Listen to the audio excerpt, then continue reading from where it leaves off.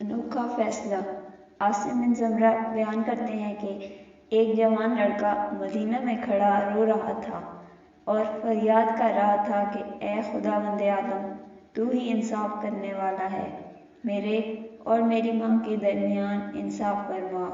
اتنے میں ادھر سے حضرت عمر رضی اللہ تعالیٰ عنہ کا گزر ہوا تو آپ رضی اللہ تعالیٰ عنہ نے جوان سے رونے کا سبب پوچھا۔ اس نے جواب دیا کہ میری ماں نے مجھ کو 9 ماہ پیٹ میں رکھ کر جنا اور دودھ پلایا، پال کر بڑا کیا، مگر اب وہ مجھے بیٹا ماننے سے انکار کرتی ہے، بلکہ گھر سے بھی نکال دیا ہے۔ چنانچہ حضرت عمر رضی اللہ تعالیٰ عنہ نے اس کی ماں کو بلوایا۔ ایک عورت وہاں اپنے 4 بھائیوں اور اہل قبیلہ کے حاضر ہوئی۔ خلیفہ وقت نے اس عورت سے پوچھا کہ اس لڑکے کے بارے میں کیا کہتی ہے۔ عورت نے کہا کہ اے خلیفہ، یہ لڑکا بالکل جھوٹا ہے، میں نہیں جانتی یہ کون ہے، کس قبیلے سے تعلق رکھتا ہے اور کیسے مجھے ماں سمجھتا ہے، جبکہ میں ابھی تک غیر شادی شدہ ہوں۔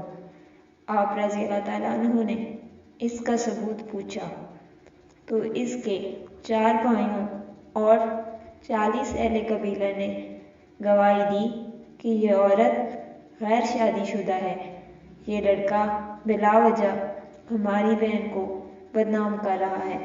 لڑکے سے جب ثبوت مانگا تو اس نے کہا کہ میرے پاس سوائے اس کے اور کوئی ثبوت نہیں کہ میں اس کا لڑکا ہوں۔ یہ میری ماں ہے اور میں اس کے پیٹ سے پیدا ہوا اور اسی کے زیر سایہ پرورش پائی ہے، جو کہ اس عورت کی طرف سے 40 گواہ تھے، مگر لڑکا کوئی گواہ پیش نہ کر سکا۔ تو حضرت عمر رضی اللہ تعالیٰ عنہ نے اس لڑکے کو کوڑے لگانے کا حکم دیا۔ جب لڑکے کو کوڑے لگانے کے لیے لے جا رہے تھے، ناگہاں اس لڑکے کی نظر حضرت علی رضی اللہ تعالیٰ عنہ پر پڑی، جو اس جگہ سے تشریف لے جا رہے تھے۔ اس لڑکے نے زور زور سے چلا کر دہائی دی کہ اے رسول خدا صلی اللہ علیہ وآلہ وسلم کے بھائی، میں بہت مظلوم ہوں، میری فریاد رسی کیجیے اور مدد کو آئیے۔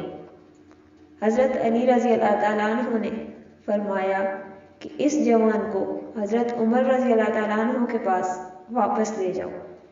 جب لڑکا دوبارہ حضرت عمر رضی اللہ تعالیٰ عنہ کے پاس واپس لایا گیا تو انہوں نے پوچھا، یہ واپس کیوں لائے ہو؟ لوگوں نے جواب دیا کہ جناب علی رضی اللہ تعالیٰ عنہ کے حکم سے واپس لائے ہیں۔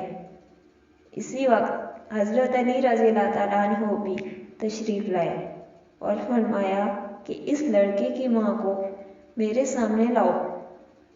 جب وہ آئی تو اس سے پہلے کی طرح سوال کیے گئے اور اس نے اپنے 40 گواہ بھی گزارے، جنہوں نے اس عورت کے باکردار ہونے پر گواہی دی۔ لڑکے سے پوچھا تو اس نے وہی کہا جو پہلے کہہ چکا تھا۔ اب جناب علی رضی اللہ تعالیٰ عنہ نے حضرت عمر رضی اللہ تعالیٰ عنہ سے پوچھا کہ مجھے اجازت ہے کہ میں ان دونوں کے درمیان فیصلہ کروں۔ تو حضرت عمر رضی اللہ تعالیٰ عنہ نے حضرت علی رضی اللہ تعالیٰ عنہ کو اجازت دے دی۔ اس کے بعد حضرت علی رضی اللہ تعالیٰ عنہ نے کہا کہ میں آج تمہارے درمیان ایسا فیصلہ کروں گا جو خدا اور اس کے رسول صلی اللہ علیہ وآلہ وسلم کو پسند ہے اور جس سے وہ دونوں راضی ہوں گے۔ پھر آپ رضی اللہ تعالیٰ عنہ نے اس عورت سے کہا کہ تیرا کوئی وارث ہے؟ اس پر چاروں بھائی آگے بڑھے۔ آپ رضی اللہ تعالیٰ عنہ نے فرمایا کہ تم اس فیصلے پر راضی ہو جو کہ میں تمہاری بہن کے لیے کروں؟ انہوں نے کہا، ہاں ہم راضی ہیں۔ اسی طرح لڑکے سے معلوم کیا۔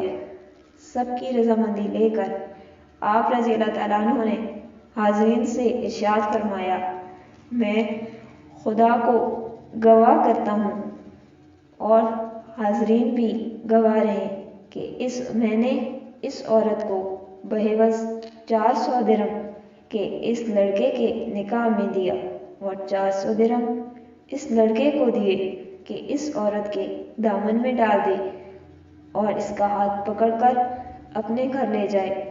یوں ہی یہ فیصلہ اس عورت نے سنا، غم سے اس کی چیخ نکل گئی اور کہا، اے برادر رسول صلی اللہ علیہ وسلم، کیا غضب ہو گیا ہے کہ میں بالکل ہی جہنم کا ایندھن بن جاؤں؟ میں اقرار کرتی ہوں کہ یہ لڑکا میرا ہے اور میں اس کی ماں ہوں۔ ایک ماں کیوں کر اپنے بیٹے کی بیوی ہو سکتی ہے؟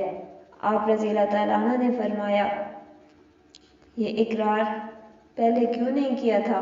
کہنے لگی، برادر رسول صلی اللہ علیہ وسلم، میری کوئی خطا نہیں، یہ سب قصور میرے بھائیوں کا ہے، کیونکہ انہوں نے پہلے میری شادی ایک مالدار آدمی سے کر دی جس سے یہ لڑکا پیدا ہوا، بعد میں اس کا انتقال ہو گیا۔